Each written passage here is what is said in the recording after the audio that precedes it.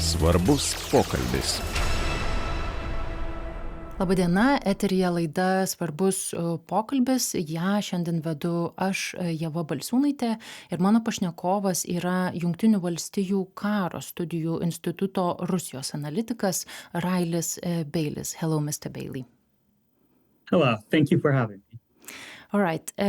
This week we've been following the news from Ukraine and from Russia actually about these. Šią savaitę stebėjome naujienas iš Ukrainos ir iš Rusijos apie operacijas, kurias vykdė Ukrainos pusėje kovojančios rusų grupės, tarp jų ir Rusijos laisvės legionas ir Sibiro batalionas. Noriu paklausti, kokie pagrindiniai šių operacijų aspektai, ko jomis siekiama, ir tai nėra pirmas kartas, kai matome tokio tipo operacijas. Žinoma, dabar laikas jautresnis, artėja Rusijos rinkimai. Russian elections.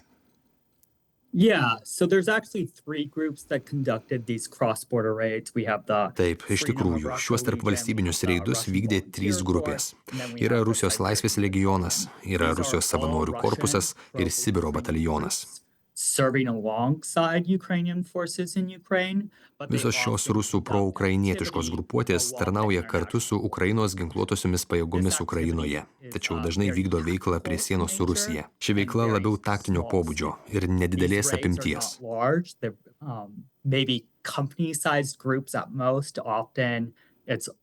Šie reidai nėra dideli. Galbūt kuopos dydžio grupės, o dažniausiai būrio dydžio grupės, kurios vykdo ribotus taktinius reidus. Peržengusios sieną grįžta atgal į Ukrainą. We had some of these individuals claiming that they had captured a settlement on the border. Šią savaitę girdėjome šių grupių narių teiginius, kad jie užėmė gyvenvietę pasienyje su Ukraina, Kursko regione. Panašus veiksmai vyko ir praeitą pavasarį Belgorodo srityje. Tai buvo momentinis gyvenvietės užėmimas ir grįžimas atgal per sieną. This is not really operationally significant activity. Operacinė prasme šie veiksmai neturi didelės reikšmės. Žinoma, tai gali nukreipti Rusijos dėmesį kitą kryptimi, tai yra nuo fronto linijos, kad jie galėtų pasirūpinti sienos apsaugą.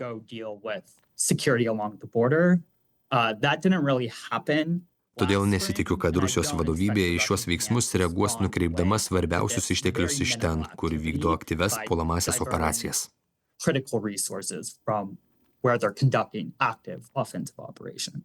All right. Talking more broadly about the front line. Kalbant plačiau apie fronto liniją, pastaruoju metu stebėta ir skelbta, kad Rusija perėmė iniciatyvą palei visą fronto liniją. Kai buvo užimta Avdyivka, buvo stebimas ir tolesnis Rusijos pajėgų judėjimas į priekį Donecko regione. Kokios pagrindinės to priežastys, kiek svarbus Rusijos rinkimai šiame kontekste? Yeah, I'll kind of touch on the initiative first. Taip, pirmiausia, norėčiau aptarti iniciatyvos perėmimą. Taigi, kai Ukrainos pajėgos 2023 vasarą surengė kontrpuolimą, artėjant rudeniui šis procesas ėmė lėtėti. Rusijos pajėgos pasinaudojo šią galimybę ir pradėjo lokalias puolamasias operacijas visoje rytų Ukrainoje. And those localized offensive operations aimed to seize the initiative. Šiomis lokaliomis puolamosiomis operacijomis siekta perimti iniciatyvą. Per kelis mėnesius trukusias kovas Rusijos pajėgos sugebėjo perimti iniciatyvą Ukrainos teritorijoje, o tai labai svarbu, nes Rusijos pajėgos gali diktuoti, kur, kada ir kaip kovoti visoje fronto linijoje. Pasinaudojusios šią iniciatyvą kelių krypčių puolamąją operaciją. Kol kas daug teritorijos nepavyko užimti, tačiau Rusijos pajėgos greičiausiai tęs šią operaciją artimiausiais mėnesiais.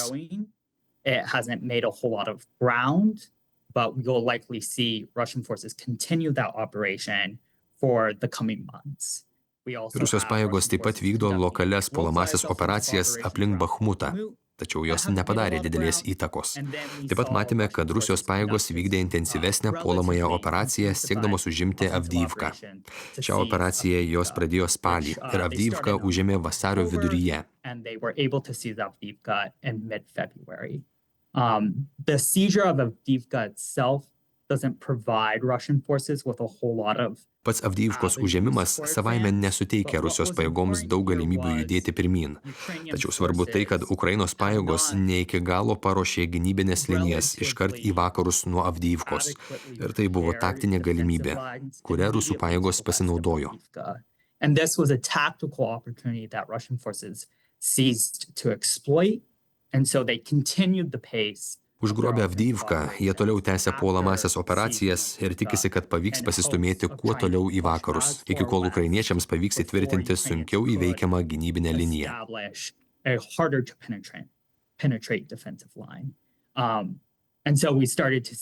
Taigi stebėjome palyginti greitesnius teritorijų užėmimus nei ankstesniais mėnesiais. Tačiau pastarosiomis savaitėmis atrodo, kad veržimasis sulėtėjo ir kol kas Ukrainos pajėgos sugebėjo išlaikyti liniją esančią į vakarus iškart nuo Avdijivkos. Liniją, kurią nuo pat pradžių ketino išlaikyti.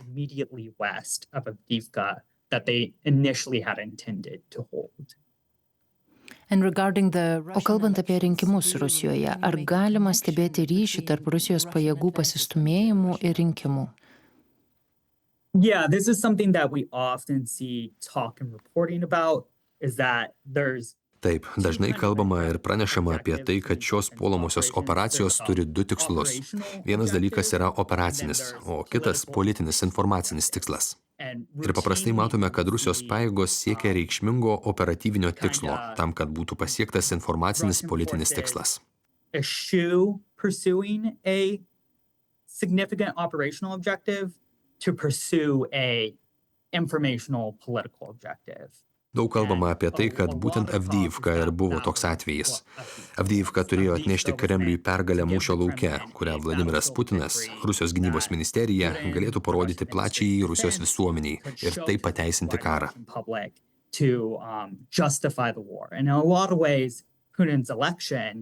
Daugeliu atžvilgių Putino išrinkimas, o jis juk beveik neabejotinai bus perrinktas, yra referendumas dėl jo vykdomo karo Ukrainoje.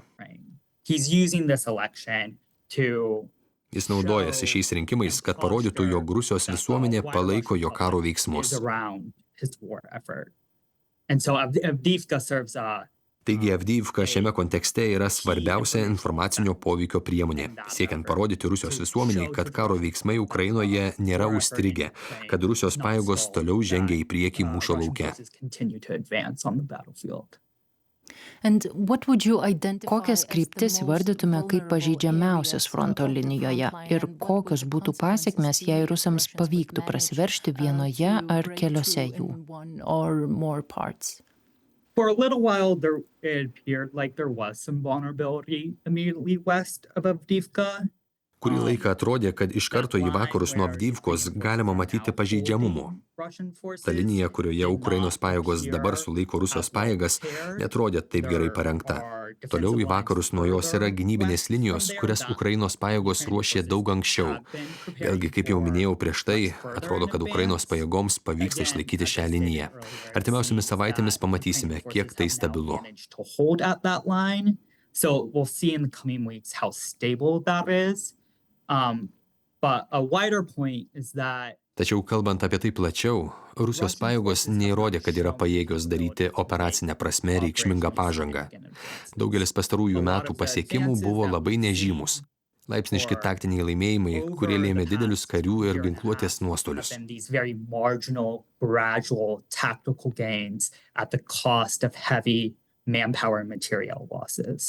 Laikui bėgant, šie laipsniški taktiniai nežymus laimėjimai gali reikšti kažką daugiau, tai kas atrodytų kaip tam tikra nauda.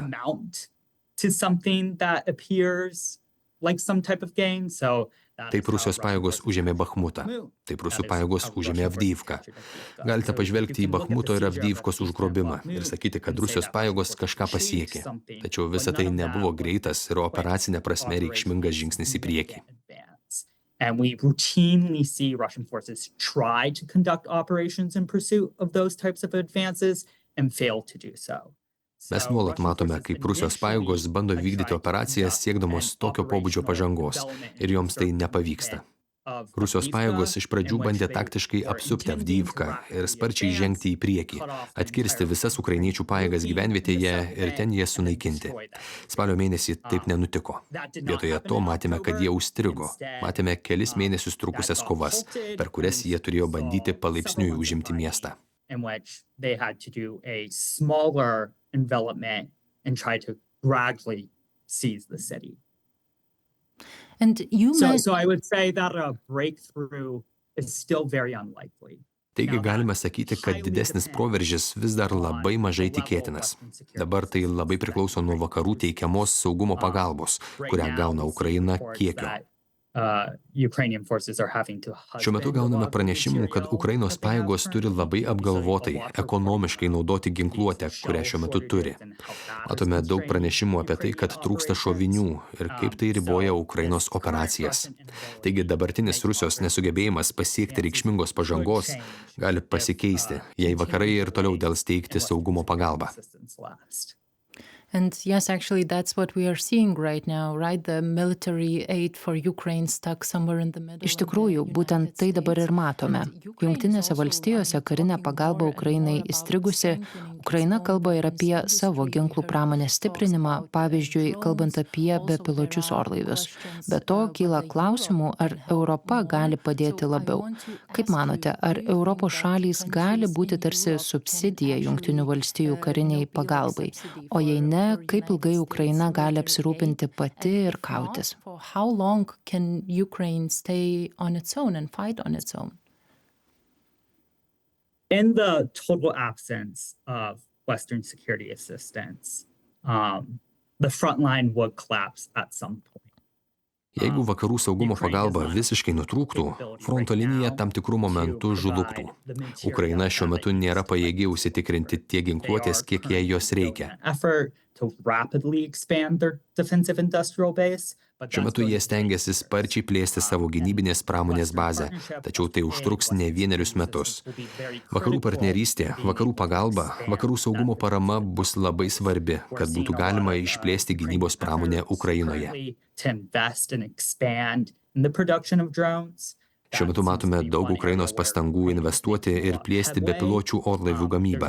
Atrodo, kad tai yra viena iš sričių, kurioje Ukraina daro didelę pažangą.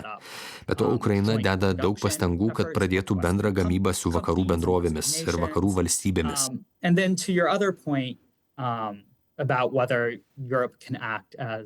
Atsakant į jūsų klausimą, ar Europa gali veikti tarsi Jungtinių Valstijų saugumo pagalbos subsidija, tai šiuo metu Europoje dedama daug pastangų plėsti savo gynybos pramonę, remti Ukrainą, ieškoti ginkluotės, kurią galėtų pasiūlyti Ukrainai.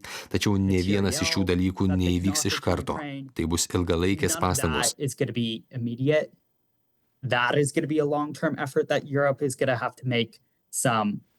Taigi šiuo metu Jungtinių Valstijų saugumo pagalba Ukrainai išlieka labai svarbi, o Europa artimiausiu metu ar vidutinės trukmės laikotarpiu negalės pakeisti tokios saugumo pagalbos, kokią Ukrainai galėtų pasiūlyti Jungtinės Valstijos. In the near or medium term that the US would be able to offer Ukraine. Do you see Ar matote būdų, kaip Jungtinėse valstijose būtų galima pasiekti proveržį dėl karinės pagalbos Ukrainai? Pastaruoju metu taip pat daug kalbama, o kas, jei prezidento rinkimus laimės Donaldas Trumpas, o jei jis pakeis strategiją ir panašiai. Taigi man tiesiog įdomu, ar turite minčių apie tai?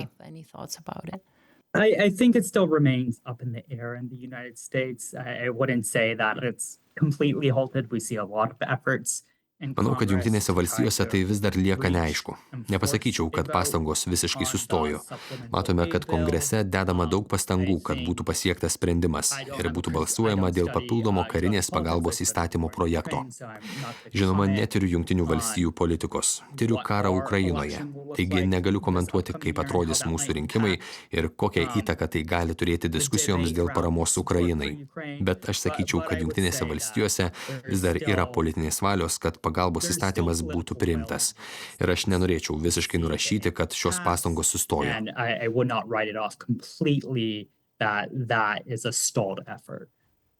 All right. And we are talking about weapons, about military aid, but Ukraine Kalbame apie ginklus, karinę pagalbą, tačiau Ukrainai taip pat reikia ir žmonių, kurie kovotų. Kokie yra Ukrainos mobilizaciniai ištekliai ir kokios tolesnės mobilizacijos ir žmonių pritraukimo kovoti Ukrainoje perspektyvos? To fight in Ukraine. Yeah, this is a large topic that the Ukrainian government is trying to address. Tai yra svarbi tema, kurią Ukrainos vyriausybė bando spręsti. Šiuo metu Ukrainos Rada svarsto mobilizacijos įstatymo projektą. Yra daug įstatymo pataisų, kuriuose aptariama daugybė detalių apie tai, kaip atrodys ilgalaikis Ukrainos mobilizacijos aparatas. Matėme diskusijų apie mobilizuojamų žmonių amžiaus mažinimą nuo 27 iki 25 metų. Diskutuojama apie tai, kaip ilgainiui atrodys atostogos ir karinės tarnybos pabaiga. Apskritai, Ukraina bando nuspręsti, kaip susisteminti ir sukurti tvarų mobilizacijos aparatą. Tai ilgalaikės pastangos, dėl kurių Ukraina turės priimti sunkius sprendimus, o laikui bėgant vis sunkiau priimti tokius sprendimus. That is a long-term effort that Ukraine is going to have to make hard decisions about. Tačiau šiuo metu daug šių aspektų nėra tokie svarbus, jei nėra ginkluotės šiems kariams aprūpinti. For now, a lot of that almost doesn't matter if it doesn't have the material. Papildomi žmogiškieji ištekliai mūšio lauke neturėtų jokios reikšmės, jei nebūtų ir ginkluotės, kurią būtų galima suteikti šiems kariams, kad jie galėtų vykdyti svarbes gynybinės ir puolamasias operacijas, kurių iš jų reikalaujama fronto linijoje. Significant defensive and offensive operations required of them along the front line. And also talking about Ukrainians and their defensive lines. Ir kalbant apie ukrainiečius, jų operacijas ir gynybinės linijas, kurias, kaip minėjote per šį interviu, ukrainiečiams pavyksta išlaikyti, kokias išmoktas pamokas per šį plataus masto karą galima įvardyti?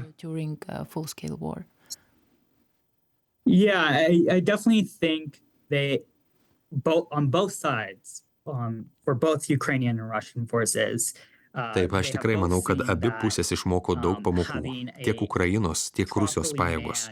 Abi įsitikino, kad tinkamai sustiprinta gynybinė linija gali būti ypač svarbi ir ją galima išlaikyti, taip apsunkinant kitos pusės puolimo operacijas.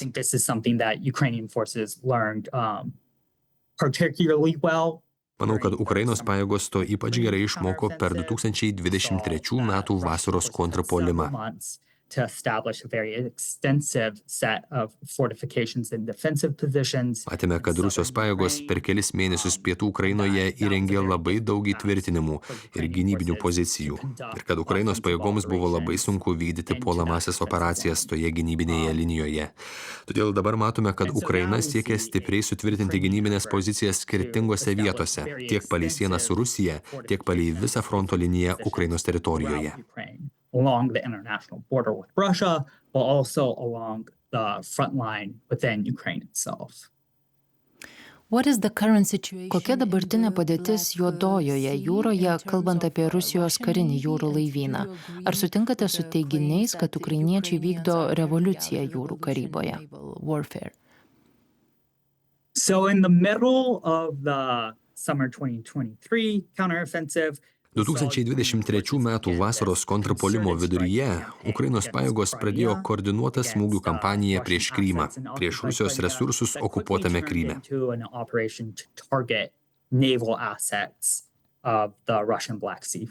Tai greitai virto operacija, kurios tikslas buvo nukreiptas į Rusijos laivyno karinės pajėgas Juodojoje jūroje.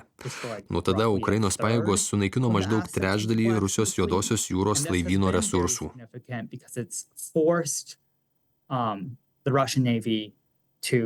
Tai labai svarbu, nes Rusijos karinis jūrų laivynas buvo priverstas perkelti savo daug išteklių iš pagrindinės operacijų bazės Sevastopolyje į antrinę bazę Novorosiske, Krasnodare.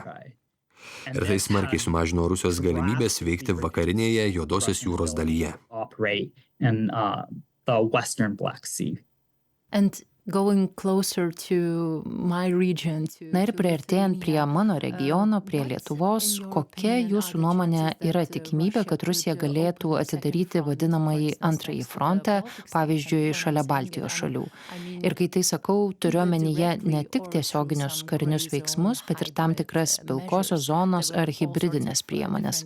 Pasigirdo įvairių svarstymų, pavyzdžiui, Rusijai paskelbus apie karinių apygardų pokyčius.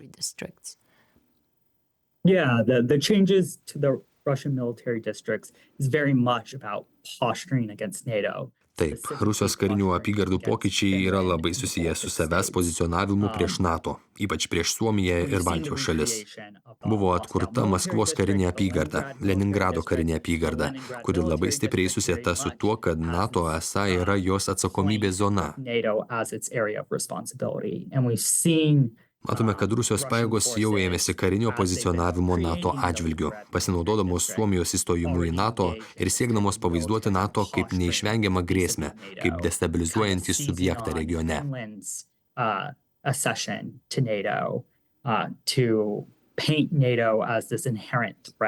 This destabilizing entity within the region.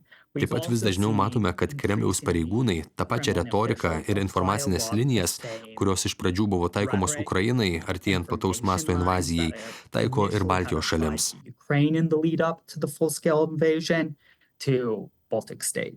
Matome, kad jie labai susidomėję savo tautiečiais užsienyje, etniniais rusais ir rusakalbiais, kurios Kremlius nuolat pasitelkia kaip eskalavimo pateisinimą. Dabar taip pat pastebime, kad panaši retorika apie nacius, kurią Kremlius taikė Ukrainai, taikoma ir Baltijos šalims. Visa ši retorika ir informacinės linijos sudaro informacinės sąlygas Kremliui ateityje pradėti hibridinės operacijas prieš šias šalis, jei jis nuspręstų, kad to nori. For the Kremlin to launch hybrid operations and future escalations against these countries. Taigi šiuo metu mes matome daugybę pasiruošimų. Na, o žvelgiant į tolesnę ateitį, jei Rusija sugebėtų pasiekti maksimalę pergalę Ukrainoje, tada antrasis frontas, kaip jūs įvardijote, tęstųsi nuo Juodosios jūros iki pat Suomijos. Extends all the way from the Black Sea, all the way up to Finland. And that is Ir tai yra labai ilgas ruožas. Prireiktų milžiniškų NATO išteklių, kad būtų pasirengta reaguoti.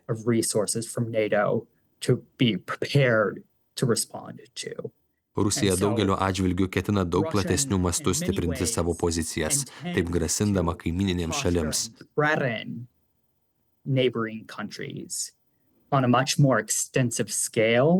Būtent į tai ir yra nukreipta didžioji dalis kariuomenės restruktūrizavimo ir plėtros pastangų. Tačiau Rusijos galimybės tai padaryti priklauso nuo karo Ukrainoje. So, thank you very much. Ačiū labai. Čia buvo svarbus pokalbis. Mano pašnekovas šiandien buvo Jungtinių Valstijų Karo studijų instituto Rusijos analitikas Railis Beilis. Šios ir kitų laidų įrašų galite girdėti ir matyti juos LRT radiotekoje, taip pat ir LRT mediatekoje. Iki.